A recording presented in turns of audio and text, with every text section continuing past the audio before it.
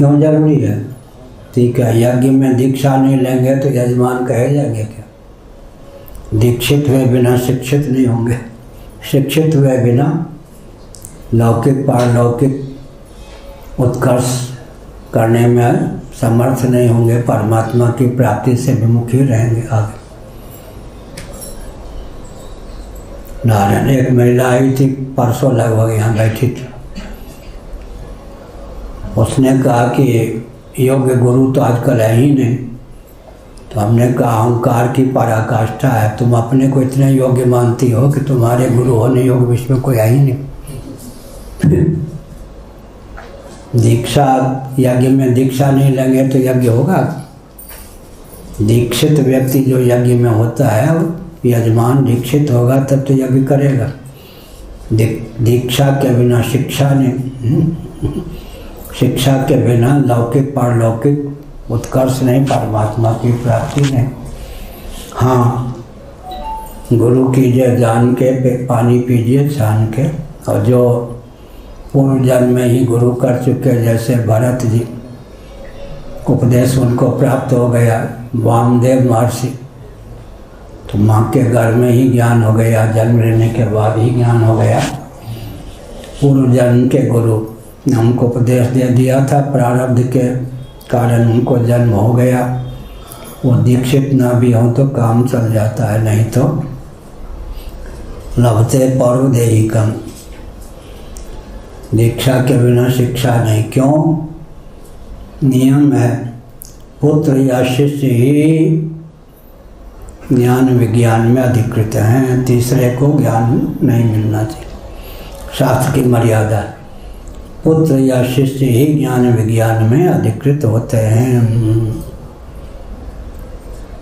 जो पुत्र नहीं और शिष्य नहीं, वो ज्ञान विज्ञान नहीं प्राप्त कर सकता। ज्ञान विज्ञान का अधिकारी वही होता है जो पुत्र हो और शिष्य हो।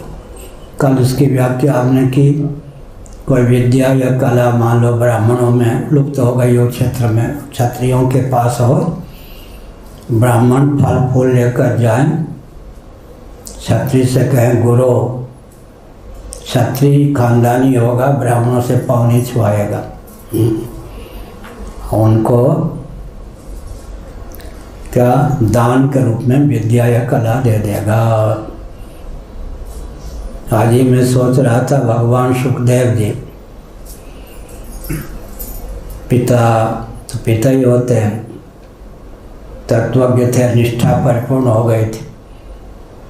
दो ढंग की भूमिका होती है, प्राप्त में अप्राप्त का विभ्रम हो जाता है, अप्राप्त में प्राप्ति का विभ्रम हो जाता है। उनकी निष्ठा परिपूर्ण थी। पिताजी कहते थे बस यही पराकाष्ठा का ज्ञान विज्ञान है जो तुमको हमसे सुलभ हुआ, फिर भी हो क्या पता। पिताजी ने कहा फिर सुनो, दशरथ, हाँ, जनक जी के पास भेजता हूँ, वो मेरे यजमान हैं। जब वो सुनेंगे कि मेरे कुल गुरु पुरोहित व्यास जी के पुत्र आए हैं तो ब्राह्मण समझ के स्वागत करने आएंगे। पहले से कहलवा देना मैं जिज्ञास होकर आया हूँ, पूजा लेने के लिए नहीं। तुम सिद्ध हो, नभो मार्ग से उड़ के जा सकते हो, लेकिन पैदल जाना। व्यास वन कहाँ है? बद्रीनाथ से भी ऊपर, उधर, वहाँ से पैदल आए और जनक जी को कहलवा दिया मैं आपके यहाँ ब्राह्मण होकर भी आया हूँ सीखने के लिए। तो उन्होंने कहा ठीक है, ब्राह्मण ही होकर आते तो खूब हम अगवानी करते। तो परीक्षा ली, कहीं भी सौंदर्य माधुर्य आदि में अटकन भटकन लटकन तो नहीं है, परीक्षा पर्याप्त ली। उसके बाद उन्होंने कहा कि जो तुम्हारे पिता ने ज्ञान दिया, जो तुम्हारी निष्ठा है परिपूर्ण है, उस पर मैं मोहर लगाता हूँ, इससे अतीत, इससे बढ़कर कोई और भूमिका नहीं है। निश्चय हो गया। और कोई प्रश्न? हाँ, और क्या?